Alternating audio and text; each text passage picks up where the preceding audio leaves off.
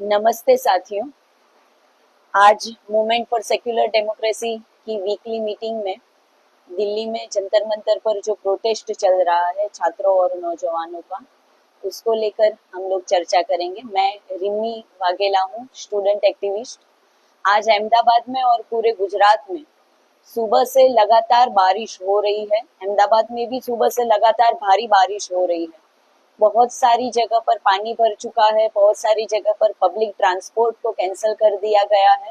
इसीलिए आज हमारे बीच में बहुत ही कम साथी उपस्थित है, लेकिन ऑनलाइन भी बहुत सारे हमारे साथी दोस्त ये डिस्कशन को सुन रहे हैं। इसीलिए हम लोग ऑनलाइन भी अपनी बात को जारी रखे हुए हैं।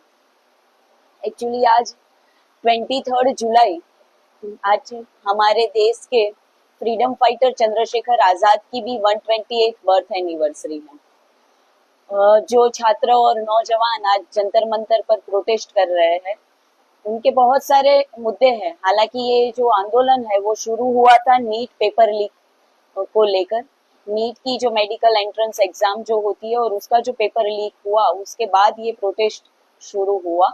लेकिन आज जो छात्र नौजवान, उनके पेरेंट्स, कुछ एकेडमिशियंस, कुछ फिल्म स्टार, कुछ एक्टिविस्ट जो भी जंतर मंतर पर आज मौजूद है, वो सिर्फ नीट पेपर लीक की बात नहीं कर रहे हैं। वो बहुत ही वाइडर स्केल पर बात कर रहे हैं कि हम हमारे फ्यूचर को बचाने के लिए हम लोग यहाँ पे इकट्ठा हुए हैं। हम लोग हमारे बच्चों को, आने वाली पीढ़ी को बचाने के लिए हम लोग यहाँ पे इकट्ठा हुए हैं। बहुत सारे लोग सेव पब्लिक एजुकेशन की डिमांड को लेकर जंतर मंतर पर इकट्ठा हुए हैं। तो जो आंदोलन, जो छात्र आंदोलन नीट पेपर लीक की वजह से शुरू हुआ था, और उससे पहले भी चीफ जस्टिस ऑफ इंडिया ने जो हमारे देश के छात्रों और नौजवानों को जो कॉकरोच कहा था, बेरोजगार नौजवानों को बोला था कि ये कॉकरोच की तरह है, और उसके रिस्पॉन्ड में जो कॉकरोच जनता पार्टी बनी, उन्होंने पेपर लीक के इश्यू से पहले भी इस स्टेटमेंट के खिलाफ भी और पेपर लीक को लेकर भी जंतर मंतर पर कुछ दिनों पहले बहुत बड़ा प्रोटेस्ट भी किया था। फिर वो लोग जब डिमांड कर रहे हैं कि हमारे जो सेंट्रल एजुकेशन मिनिस्टर जो है धर्मेंद्र प्रधान जी, उनके इस्तीफे की मांग को लेकर, और एनटीए नेशनल टेस्टिंग एजेंसी जो है, जो आजकल हर बात चलती है कि one nation one election, one nation one card, one nation one examination, ये जो पूरा सेंट्रलाइजेशन ऑफ जो पावर हो रहा है, एजुकेशन सिस्टम में भी जो सेंट्रलाइजेशन ऑफ पावर हो रहा है, एग्जामिनेशन सिस्टम के अंदर भी जो सेंट्रलाइजेशन ऑफ पावर जो हो रहा है, वो एनटीए को स्क्रैप करने की डिमांड को लेकर जंतर मंतर पर आज स्टूडेंट्स बैठे हुए हैं। बहुत सारे स्टूडेंट्स के हाथ में भगत सिंह की फोटो है, बहुत सारे स्टूडेंट्स के हाथ में हमारा नेशनल फ्लैग है, बहुत सारे स्टूडेंट्स के हाथ में अंबेडकर जी की तस्वीर है, बहुत सारे स्टूडेंट्स के हाथ में ऐसे बहुत सारे हमारे फ्रीडम फाइटर्स हो, ज्योतिबा फुले हो, सावित्री फुले हो, इन सब की तस्वीरों को लेकर स्टूडेंट्स अपने घर से बाहर निकलकर, शायद अपने क्लासेस को बंक करते हुए, अपनी पढ़ाई एग्जामिनेशन को छोड़ते हुए, जब 20 तारीख को ये कॉल दिया गया था पूरे देश में संसद मार्च को लेकर, और शायद सेंटर में जो लोग बैठे हुए हैं पावर में, उनको ऐसा लगा होगा कि एनवायरमेंटल एक्टिविस्ट जो 20 दिन से हंगर स्ट्राइक पर थे, सोनम वांगचुक जी, शायद उनको वहां से हटा लेंगे तो ये मूवमेंट का जो मोमेंटम है वो कम हो जाएगा। लेकिन शायद सेंट्रल गवर्नमेंट की भी ये जो गिनती थी वो शायद उल्टी पड़ गई। 20 तारीख को पूरे देश में से छात्रों, नौजवान, उनके पेरेंट्स के साथ, कुछ पेरेंट्स अपने छोटे छोटे बच्चों को लेकर भी जंतर मंतर पर पहुंचे, और बहुत बड़ी तादाद में जंतर मंतर पर लोग इकट्ठा हुए। और हम लोग जानते हैं कि 20 तारीख को जंतर मंतर पर क्या हुआ। एक्चुअली जिस तरीके से दिल्ली पुलिस हम लोग जानते हैं कि दिल्ली पुलिस वो स्टेट पुलिस नहीं है, वो सेंट्रल गवर्नमेंट के अंडर में आती है।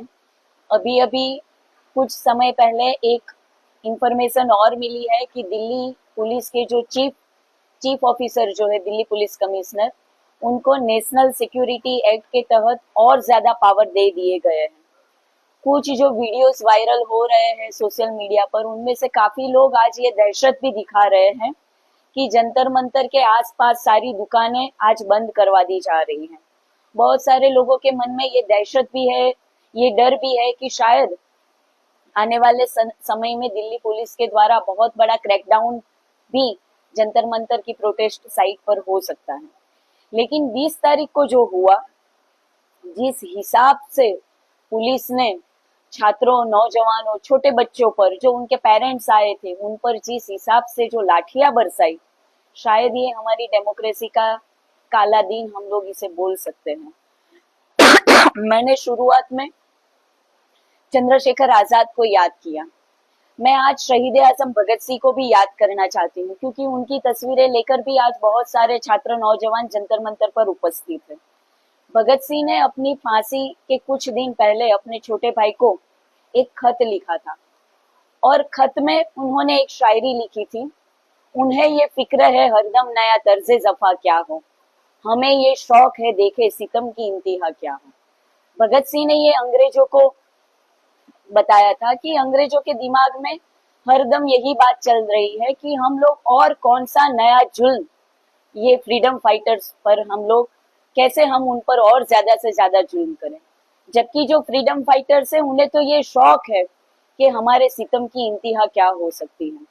तो 20 तारीख को जो पुलिस अटैक, पुलिस एट्रोसिटीज जो जंतर मंतर के छात्रों और नौजवानों पर हुई, शायद सब लोगों को लगा था कि 20 तारीख रात से ये जो इकट्ठे हुए हैं लोग वो बिखर जाएंगे। लेकिन 20, 21, 22, 23, आज 23 तारीख है, 4 दिन हो गए, जंतर मंतर पर भीड़ कम नहीं हो रही है। पूरे देश में से लोग जोमेटो से उनके लिए खाना भेज रहे हैं, पानी की बोतलें भेज रहे हैं। बहुत सारे, मतलब ये जो कम्युनल हेट्रेड हमारे दिमाग में जो डाला गया था, वो सबको साइड में रखते हुए आज बहुत सारी माँ जिनका कोई ब्लड रिलेशन नहीं है वो छात्रों और नौजवानों के साथ, उनके लिए खाना लेकर वहां पे पहुंच रही है। बहुत सारे अननोन लोग, दिल्ली के बाहर से भी बहुत सारे लोग ऑनलाइन खाना ऑर्डर कर रहे हैं वहां पर, जो लोग आंदोलन में जो उपस्थित है उनके लिए। बहुत सारे वॉलेंटरी मेडिकल ऑर्गेनाइजेशन जो है वो वहां पे मेडिकल कैंप लगाकर भी बैठे हुए हैं। जो छात्र और नौजवान वहां पे जो पुलिस एट्रोसिटीज की वजह से जो घायल हो रहे हैं, उनके इलाज के लिए वहां पर मेडिकल स्टाफ, पैरामेडिकल स्टाफ भी वहां पर, मतलब वो वहां पर खड़े हैं, वहां पे बैठे हुए हैं वो छात्रों और नौजवानों की हेल्प करने के लिए। लेकिन मैं कुछ और बातें भी आप लोगों के साथ शेयर करना चाहती हूँ, जो मैंने भी देखे हैं और आप लोगों ने भी बहुत सारे वीडियो सोशल मीडिया पर देखे होंगे। ये जो पुलिस एट्रोसिटीज जो हुई, ये आंदोलन ठीक से चल रहा है, नहीं चल रहा, इसमें कुछ इंटरफियरेंस है, नहीं है, बहुत ही लाइटर मोड में चल रहा है, ये सारे डिस्कशन, ये सारे डिसिप्लिन की बातों को हम एक बार के लिए उसे साइड में रख देते हैं। लेकिन जिस हिसाब से पुलिस ने एट्रोसिटीज जो की है, सबसे पहले मैं बात बताना चाहूंगी, ऐसे बहुत सारे पुलिस यूनिफॉर्म में विदाउट नेम प्लेट इंसान, ऑफिसर्स या पुलिस कांस्टेबल जो भी हो, पुलिस के यूनिफॉर्म में बिना नेम प्लेट वहां पे उपस्थित थे, और उन्होंने बहुत ही बर्बरता पूर्वक छात्रों पर लाठियां बरसाई है। यहाँ तक कि कुछ सिविल ड्रेस में गुंडे टाइप दिखने वाले लोग भी वहां पर उपस्थित थे। ये कौन हो सकते हैं? जो यूनिफॉर्म में नहीं है, उनकी कोई पहचान नहीं है, ना उन्होंने शेविंग किया हुआ है, दिखने में वो गुंडे जैसे दिखाई दे रहे हैं। ये लोग कौन हैं? उनकी तस्वीरें भी सोशल मीडिया पर बहुत ही वायरल हो चुकी है कि ये कौन है जो छात्रों और नौजवानों के ऊपर पत्थर बरसा रहे हैं, उनको लाठियों से मार रहे हैं। आज मैंने एक न्यूज में ये भी देखा, उसमें से एक शख्स की पहचान हो चुकी है, वो कहीं पे मतलब जिम में ट्रेनर है। तो ऐसे कौन लोग थे ये जो आंदोलन में जो निर्दोष छात्रों और नौजवान हैं उन पर लाठियां बरसाने के लिए दिल्ली पुलिस के साथ खड़े रहकर ये छात्रों और नौजवानों को मार रहे थे। तो सबसे पहला सवाल ये है कि ये कौन लोग थे, किसकी परमिशन से? वहां पर तो बैरिकेड लगे हुए थे, वहां पे डिटेक्टर लगे हुए थे, तो छात्रों को भी वहां पे मुश्किल से वो जंतर मंतर के प्रोटेस्ट साइट पर पहुंच सकते थे। तो ये अनजान हुलिगन्स कैसे वो साइट पर हथियारों के साथ पहुंच गए, ये सबसे बड़ा सवाल दिल्ली पुलिस के सामने है। दूसरा सवाल जो है पैलेट गन को लेकर, आप सबको याद होगा पैलेट गन का इस्तेमाल आज तक हम लोगों ने सिर्फ जो कन्फ्लिक्ट जोन है वहां पर देखा था। मणिपुर में, कश्मीर में बहुत बार हम लोगों ने ये पैलेट गन का इस्तेमाल देखा। Pellet gun basically Israel made है, अब शायद हमारे देश में भी बनती होगी, मुझे पता नहीं है। लेकिन 2016 में जब कश्मीर में बुरहान वानी का एनकाउंटर हुआ, उसके बाद कश्मीर में जो प्रोटेस्ट हो रहे थे, उस प्रोटेस्ट पर और उसके बाद भी जब भी कश्मीर में लोग बाहर निकलते थे तब सीधे लोगों की आंखों में ये पैलेट गन ताकी जाती थी। कश्मीर में बहुत सारे लोग अनऑफिशियल नंबर ये कहते थे कि मोर देन 6000 लोग ये पैलेट गन की वजह से अपनी आई साइट जो है वो गवा चुके हैं। पहली बार दिल्ली में छात्रों और नौजवानों के प्रोटेस्ट में रैपिड एक्शन फोर्स के नौजवानों ने पैलेट गन का इस्तेमाल किया। पैलेट गन हमारे देश के कैपिटल के अंदर रैपिड एक्शन फोर्स कैसे ये यूज कर सकते हैं? हालांकि जो ऑफिशियल सोर्सेस जो है वो डिनाई कर रहे हैं, वो डिनाई कर रहे हैं कि किसी भी छात्रों और नौजवानों के ऊपर पैलेट गन का इस्तेमाल नहीं हुआ है। लेकिन प्रिंट में और बहुत सारे न्यूज पोर्टल पर, बहुत सारी न्यूज एजेंसी में, बहुत सारे प्रिंट मीडिया में भी ये ऑथेंटिक सोर्स के साथ ये खबर आई है कि पैलेट गन का इस्तेमाल हुआ है। और एक लड़का जिसकी फोटो भी सोशल मीडिया पर वायरल है, पूरे चेहरे पर पैलेट गन से उसे इंजरी हुई है। और ये पैलेट गन के जो छुरे होते हैं रबर के, अगर एक बार आप फायरिंग करो तो मोर देन 600-700 छुरे उसमें से निकलते हैं और वो सीधे आंख में, फेस पर, हेड में वो छात्रों और नौजवानों के अंदर चले जाते हैं। ये निकालने के लिए उस लड़के के ऊपर 2 सर्जरी करनी पड़ी। तो ऑफिशियल सोर्सेस ये कह रहे हैं कि नहीं, पैलेट गन का इस्तेमाल नहीं हुआ है। लेकिन पूरा देश आज सोशल मीडिया पर, फेसबुक पर, इंस्टाग्राम पर देख रहा है कि पैलेट गन का इस्तेमाल स्टूडेंट्स और नौजवानों के ऊपर किया गया है। दूसरा, ये कैसी पुलिस है जो हाथ में करंट वाले डंडे लेकर, करंट वाली लाठियां लेकर लड़कियों को, male police officers, male police constable लड़कियों को ना सिर्फ मार रहे हैं, उनको सेक्सुअली अब्यूज भी कर रहे हैं। मैंने भी वो वीडियो देखा है और आप लोगों ने भी वीडियो देखा है कि एक लड़की बैरिकेड से बाहर निकल रही है और एक पुलिस ऑफिसर उनके प्राइवेट पार्ट में डंडे से उनको मार रहा है। ये वीडियो पूरी तरह सोशल मीडिया में आज भी, अभी भी अवेलेबल है। ये सारे वीडियोस अवेलेबल है। दिल्ली पुलिस बोल रही है कि हमने, और हमारे एक एमपी भी बोल रहे हैं कि दिल्ली पुलिस ने हमारे जो मेंबर ऑफ पार्लियामेंट है, हम लोगों की जान बचाई है। दिल्ली पुलिस भी ये ट्वीट कर रही है, अपना स्टेटमेंट दे रही है कि हमने बहुत ही प्रोफेशनल वे से हमने ये जो क्राउड था उसे कंट्रोल करने की कोशिश की है।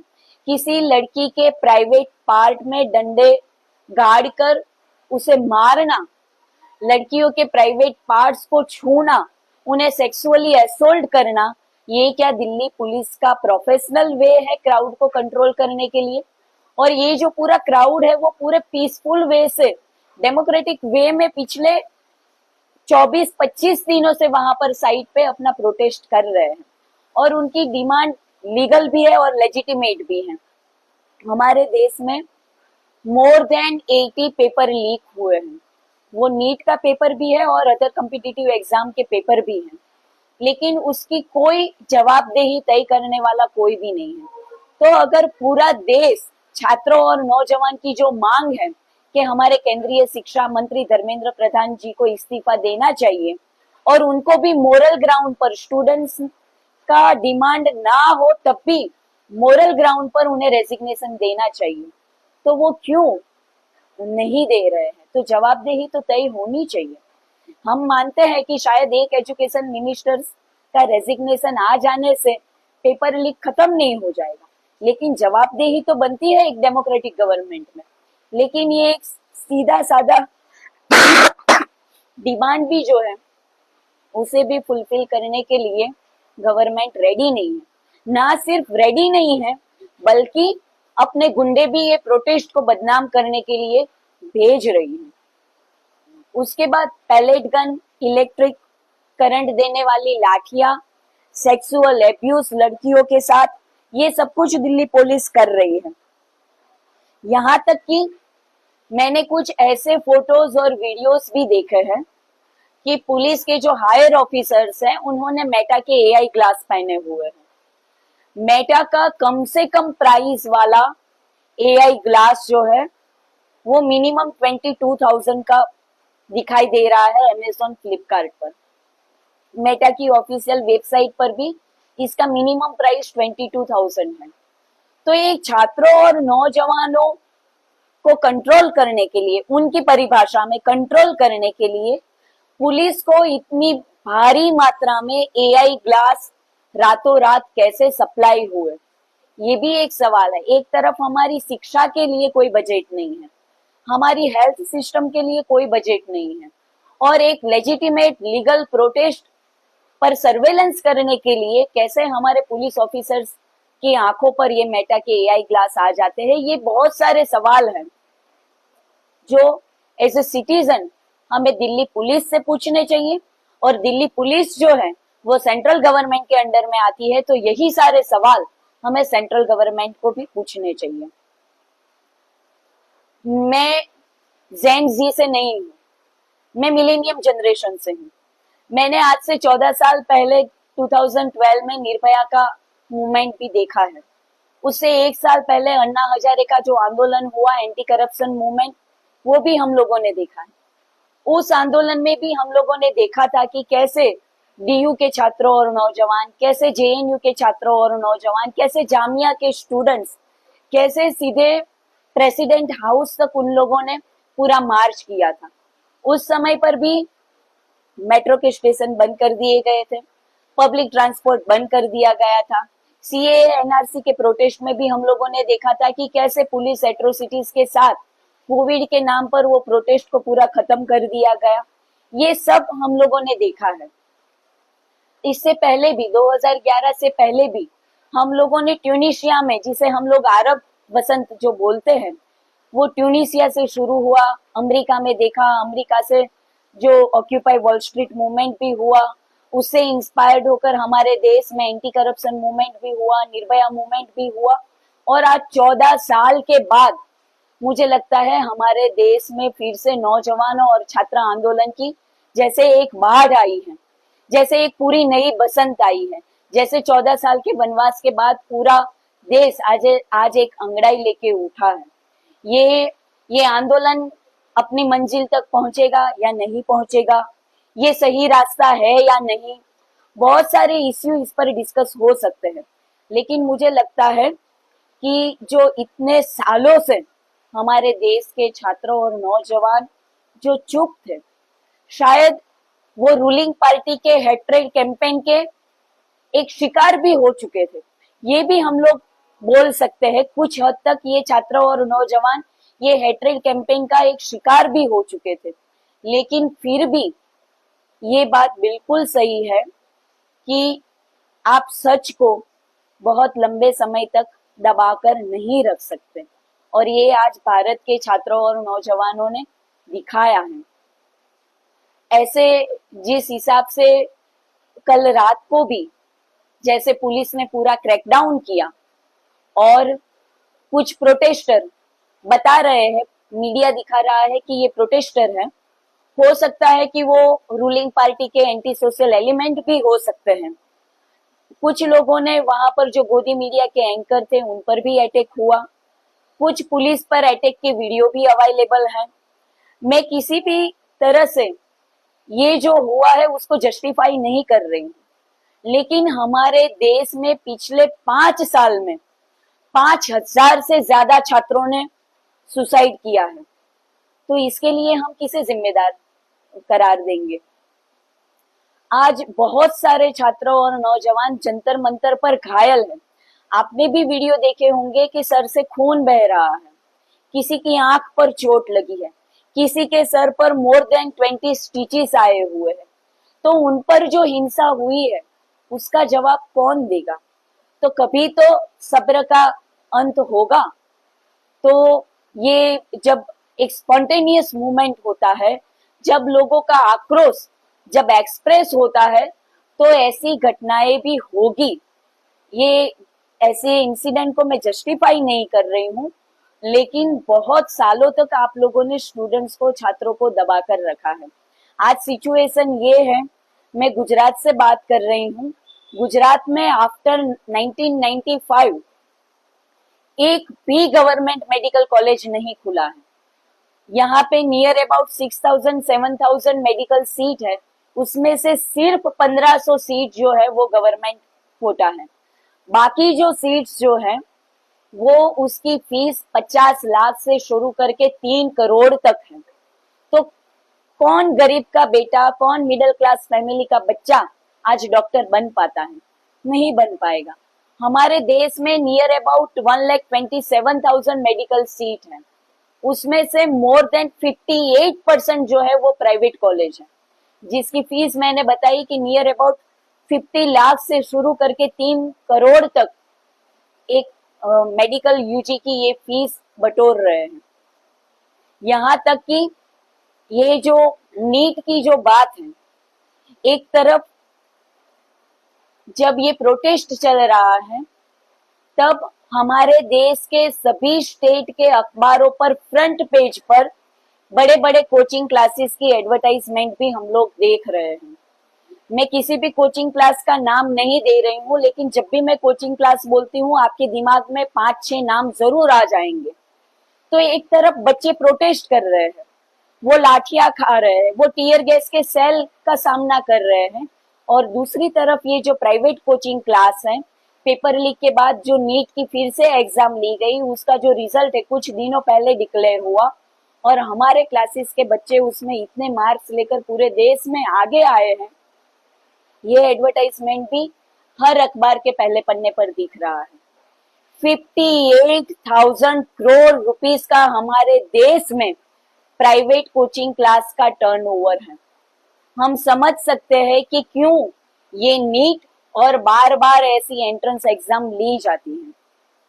ये प्रोटेस्ट हो रहा है डिमांड को लेकर कि सेंट्रल गवर्नमेंट के जो एजुकेशन मिनिस्टर है उनका रेजिग्नेशन हो। एनटीए, ये नेशनल टेस्टिंग एजेंसी क्या है, जो शुरुआत में मैंने बताया कि वन नेशन वन एग्जामिनेशन, ये एनटीए कब बना? दोस्तों, जब हम लोग लॉकडाउन में कोविड से मर रहे थे, पूरे देश में कोविड की फर्स्ट वेव चल रही थी, हमें एक बेटर हेल्थ पॉलिसी की जरूरत थी। हम सब लोग घर में कैद थे।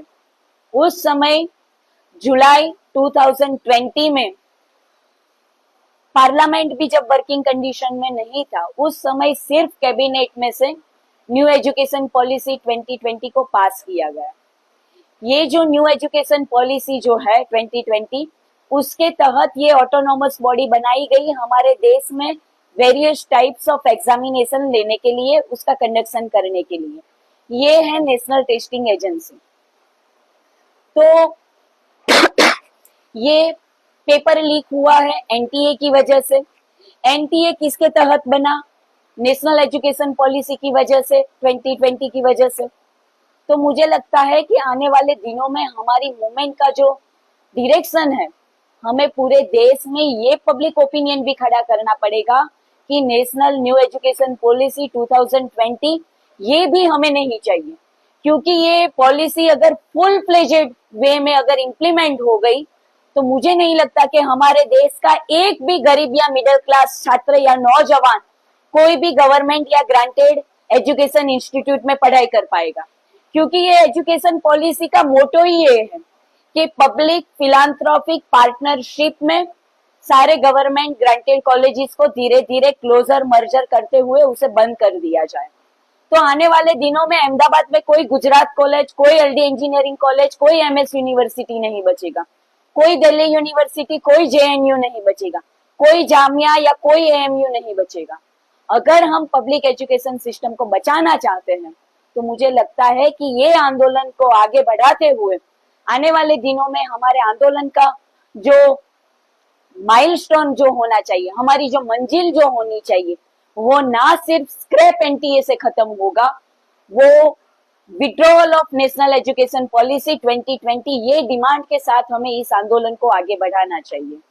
तो मुझे लगता है कि ना सिर्फ हम रेजिग्नेशन की बात करें, ना सिर्फ हम लोग एनटीए को स्क्रैप करने की बात करें, लेकिन ये समस्या की जो जड़ है, मुझे लगता है कि इस जड़ तक हम लोगों को पहुंचने की जरूरत है। सबसे अच्छी बात यह है कि एक और पुलिस एट्रोसिटीज को देखते हुए हमें दुख भी हो रहा है। आज शायद हमारे देश में मुश्किल से कोई ऐसा इंसान, कोई एक ऐसी माँ, कोई ऐसा बाप मिलेगा, ये पुलिस एट्रोसिटीज को देखते हुए उसकी आंखों में आंसू नहीं आए होंगे। हर कोई रोया है। लेकिन ये देखिए, ये छात्र और नौजवान, गवर्नमेंट को पता नहीं था, उन्होंने एक गलत लोगों के साथ पंगा ले लिया। छात्रों और नौजवानों के साथ पंगा लेना मतलब ये गवर्नमेंट की सबसे बड़ी गलती है। उन्हें पता नहीं था कि इतनी लाठियां बरसाने के बाद, इतने टीयर गैस के सेल छोड़ने के बाद, गुंडों को लाकर मारने के बाद भी ये छात्र और नौजवान यहाँ पर डटकर खड़े रहेंगे, ये उनको पता नहीं था। उन्होंने गलत लोगों के साथ पंगा ले लिया है। लेकिन इतनी एट्रोसिटीज के बावजूद भी जिस नए नए तरीके से ये आंदोलन चल रहा है, कुछ कुछ जगह पे हम हंस भी पड़ते हैं। जैसे आज आप लोगों ने देखा होगा एक बिहार का वीडियो। बिहार के पटना में छात्रों और नौजवान प्रोटेस्ट कर रहे थे, जंतर मंतर के प्रोटेस्ट के सॉलिडारिटी को एक्सप्रेस करते हुए। वो अपने पर्टिकुलर बिहारी टोन में पुलिस से पूछ रहे हैं कि क्या टियर गैस की तैयारी करके नहीं आए हैं, वाटर कैनन तो चलाई है। और पुलिस उन पर वाटर कैनन चला रही है और वो वाटर कैनन के सामने खड़े रहकर डांस कर रहे हैं। ये भी हम लोग देख रहे हैं।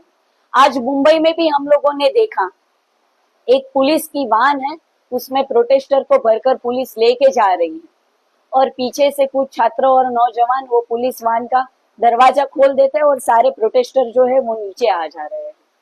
बहुत सारे ऐसे 16-17 साल के बच्चे हाथ में ऐसे ऐसे क्रिएटिव पोस्टर लेकर वो जंतर मंतर पर खड़े हैं, पूरे देश में खड़े हैं। देश का एक भी कोना ऐसा बाकी नहीं है जहां पे ये सॉलिडारिटी एक्सप्रेस ना हुई है। वो नॉर्थ ईस्ट के भी स्टेट में सॉलिडारिटी एक्सप्रेस हुई है, कश्मीर में भी हुई है, अंडमान निकोबार में भी हुई है, कन्याकुमारी में भी हुई है, गुजरात में भी हुई है। मतलब पूरा पूरब, पश्चिम, उत्तर, दक्षिण एक भी कोना बाकी नहीं है जहां पे इस आंदोलन को समर्थन ना मिला हो।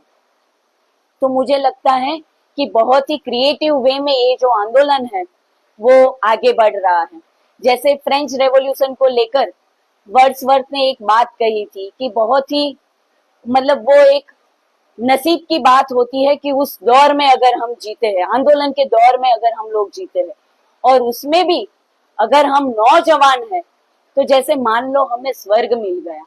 तो मुझे भी आज ऐसा लगता है कि काश मैं भी आज जंतर मंतर जा पाती, काश मैं भी अगर वो जो स्पिरिट वाले, जो पूरे जो नए जुस्से के साथ जो स्टूडेंट्स वहां पर डटकर खड़े हुए हैं, उनके पेरेंट्स भी उनको वापस बुला रहे होंगे, उनके बहुत सारे टीचर्स, प्रोफेसर्स उनको बोल रहे होंगे कि आपके एग्जाम शुरू हो गए, आप आ जाइए।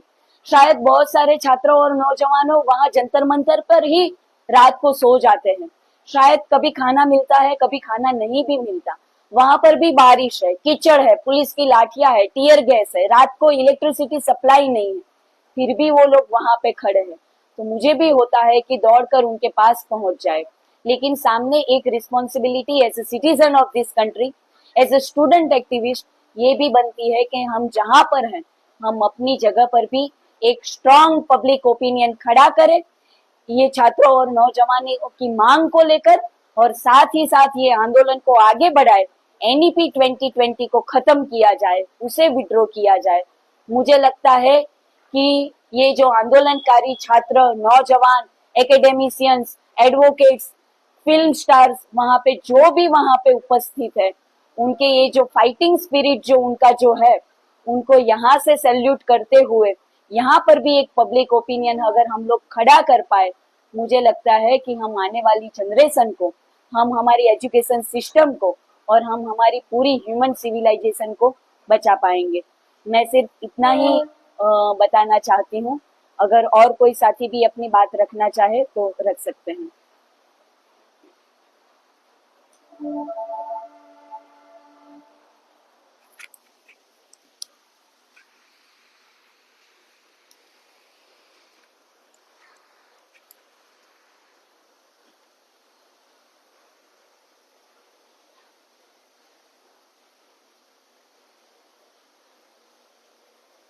जंतर मंतर का जो ये आंदोलन है उसके बारे में काफी एलोबरेटली रिमी बेन ने बात किया। मुझे याद आता है नेताजी सुभाष चंद्र बोस, उनके आजादी फौज में जो गाने गाए जाते थे उसमें एक गाना है हम दिल्ली दिल्ली जाएंगे, हम अपना हिंद बनाएंगे। उसमें एक स्टेंजा है, हम गोली खा के झूमेंगे, हम मौत को बढ़कर चूमेंगे, मतवाले बन आजादी के, हम दरिया जंगल घूमेंगे। आज देखिए जंतर मंतर पर ये जो स्टूडेंट्स सब जो बैठे हैं, हाँ ये आप बोल सकते हैं कि ये स्टूडेंट्स को आंदोलन करना आता नहीं है, वो पहली बार ये सब महसूस कर रहे हैं। और फिर भी देखिए कि एक नया स्लोगन शुरू हो रहा है, जंतर मंतर डर छू मंतर, मतलब अभी डर चला गया है। और ये डर इतना हद तक चला गया है, आप देखिए मुंबई में एक पतली सी लड़की वो पूरे पुलिस वाहन को रोक कर खड़ी है कि तुम प्रोटेस्टर को लेकर नहीं जा सकते हो, और पुलिस निसहाय होकर उसके सामने बैठी है। तो आज आप देखिए कि जो स्टूडेंट्स का जो डर चला गया है और उनके मन में चाहे उनको अंडरस्टैंडिंग ना हो कि क्या करना चाहिए, किस तरह से प्रोग्राम लेना चाहिए, किस दिशा में जाना चाहिए, वो शायद उनको समझ में ना हो, ये हो सकता है। लेकिन जिन स्टूडेंट्स को आज तक हमने डराया था, आज तक जिन स्टूडेंट्स को हमने स्वार्थी बनाने का कोशिश किया था, आप अपना कैरियर देखिए, बाकी सबको छोड़िए। देश के बारे में बहुत लोग चिंता करने वाले हैं, आप अपनी चिंता कीजिए। ऐसा सलाह दे देकर हमने जो स्टूडेंट्स को कायर बनाने का कोशिश किया था, आज स्टूडेंट्स वो गर्दन ऊंचा करके एक एक एक आंख में एक रोशनी लेकर वो जंतर मंतर पर आए हैं। उनका स्वागत करना चाहिए। ये स्टूडेंट्स और कुछ जानते हो या ना जानते हो, लेकिन इतना जानते हैं कि इस परिस्थिति में परिवर्तन जरूरी है। और ये परिवर्तन जरूरी है, यानी कि जो भगत सिंह का जो नारा था इंकलाब जिंदाबाद, जो आज पूरे ये आंदोलनों में उठाया जा रहा है, तो ये जो इंकलाब जिंदाबाद, इतनी बात अगर ये स्टूडेंट समझ गए हैं, और दूसरी बात जो डर चला गया है, तो जैसे एक कवि ने बताया है कि उन्हें डर है कि हम डरना छोड़ देंगे। तो ये जो मतलब सत्ताधीशों को जो डर है कि स्टूडेंट्स और यूथ्स ने डरना छोड़ दिया है, आज जैसे सिंगापुर में नेताजी ने नारा दिया था चलो दिल्ली, और दिल्ली में अंग्रेज सरकार हिलने लगी थी, उसी तरह आज जैसे ये स्टूडेंट सब जो दिल्ली में जंतर मंतर पे जो नारे दे रहे हैं, और वहां पे दिल्ली की जो केंद्र सरकार है वो हिल रही है, वो डर रही है, और उसी के नतीजा है कि और से और बर्बरता ये कर रही है। मैं मानता हूं कि उनको सपोर्ट देने के साथ साथ हमें कड़े से कड़े शब्दों में जो पुलिस ने जो बर्बरता जो की है, जो केंद्र सरकार जिस तरह से पुलिस को छूट देकर बर्बरता को और करने का कोशिश कर रही है, आंदोलन को सही जवाब देने के बजाय उसको तोड़ने के लिए जो जो छात्रों नौजवानों पे जो जुल्म कर रही है, उसको हमें कड़ी से कड़ी निंदा करनी चाहिए। पूरे देश भर में उसको एकदम कंडेम करना चाहिए। तो यही बात कहकर मैं ये बात खत्म करता हूं। मैं चाहता हूं कि जंतर मंतर का आंदोलन और चले और ये समाज के परिवर्तन तक आगे बढ़े। बस यही बात मैं कहना चाहता हूं।